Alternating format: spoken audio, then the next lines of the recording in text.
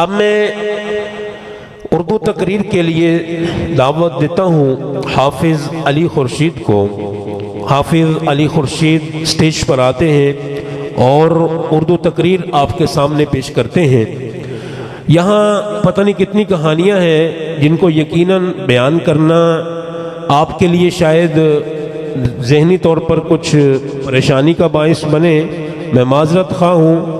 آج سے 2 سال قبل ہمارے بڑے ہی پیارے دوست ڈاکٹر رانا خورشید عرف میں جن کو ڈاکٹر شاہد کہا جاتا تھا، آڑی والا سے جن کا تعلق تھا، میں ان کے ایک قریبی عزیز کے جنازے میں شریک ہوا۔ جنازہ پڑھانے کے بعد جب وہ مجھے ملے تو مجھے کہنے لگے کہ حافظ صاحب، میں نے آپ کے ادارے میں اپنے دونوں بیٹوں کو داخل کروانا ہے اور حافظ قرآن بنانا ہے۔ تو میں نے بڑی خوشی کا اظہار کیا۔ انہوں نے اپنے دونوں بچوں کو قرآن انسٹیٹیوٹ میں آج سے 1.5 سال قبل داخل کروا دیا۔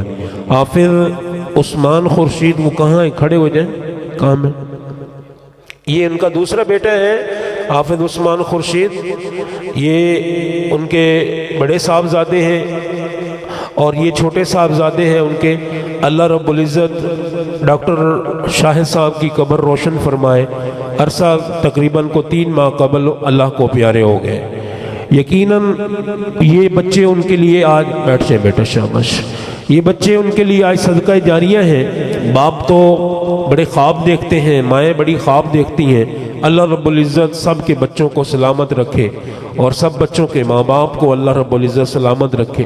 یقیناً ہم نے ایک دن جانا ہی ہے، تو ان کا یہ صدقہ جاریہ ہے۔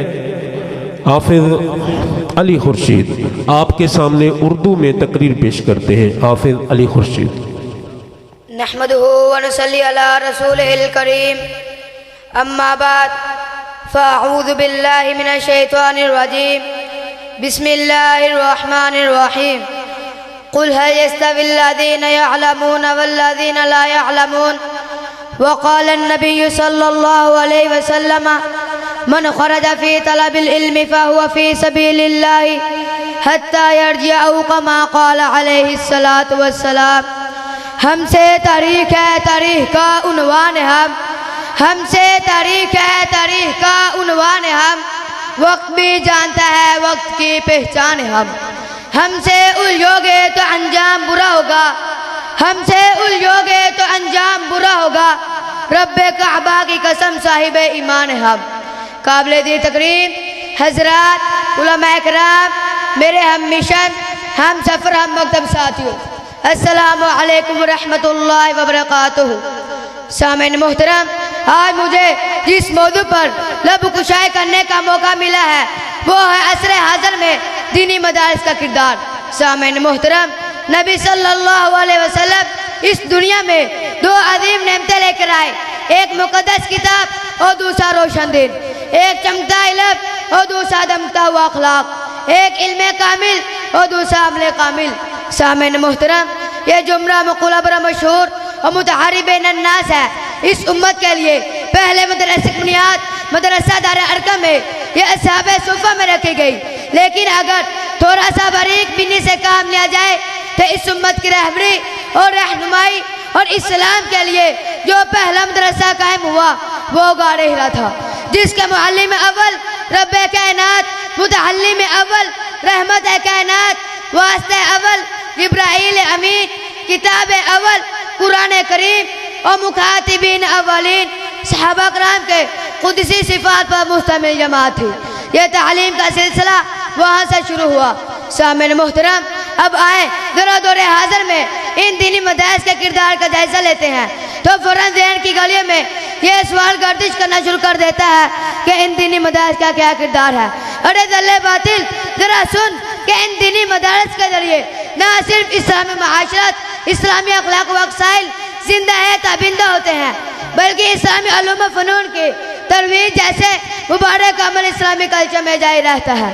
اور یہ بات ہی واضح ہے، اگر آج یہ دینی مدارس نہ ہوتے تو آپ کا نکاح پڑھانے والا کوئی نہ ہوتا، اگر آج یہ دینی مدارس نہ ہوتے تو حقوق والدین کو بتانے والا کوئی نہ ہوتا، اگر آج یہ دینی مدارس نہ ہوتے تو آپ کا جنازہ پڑھانے والا کوئی نہ ہوتا، اگر آج یہ دینی مدارس نہ ہوتے تو رب کی توحید بتانے والا کوئی نہ ہوتا۔ سامعین محترم توجہ کیجئے، آج اگر ہم مستی کی چٹائی پر بیٹھ کر اشاعت دین کی بات کرتے ہیں تو یہ دینی مدارس کا کردار ہے۔ آج اگر دنیا کے کونے کونے تک اسلام پہنچا ہے تو یہ دینی مدارس کا کردار ہے۔ آج اگر قومی اسمبلی میں ناموس رسالت کے لیے کوئی لڑتا ہے تو یہ دینی مدارس کا کردار ہے۔ آج اگر قومی اسمبلی میں ناموس صحابہ کے لیے کوئی لڑتا ہے تو یہ دینی مدارس کا کردار ہے۔ آج اگر کوئی کشمیر میں اللہ کلمات اللہ کے لیے اپنی جانوں کا نذرانہ پیش کرتے ہیں تو یہ دینی مدارس کا کردار ہے۔ سامعین محترم دور حاضر میں اگر دیکھا جائے، اگر ایک باپ کے 2 بچے ہیں، ایک ذہین و فطین اور ہوشیار ہے، دوسرا کمزور ہے، توجہ کرنا تو وہ باپ کیا کرتا ہے؟ اس ذہین و فطین اور ہوشیار بچے کو سکول اور کالج کی تعلیم دلواتا ہے، اور دوسرا جو کمزور بچہ ہے وہ مدرسے میں داخل کرواتا ہے، صرف اس لیے یہ کسی کام کا نہیں۔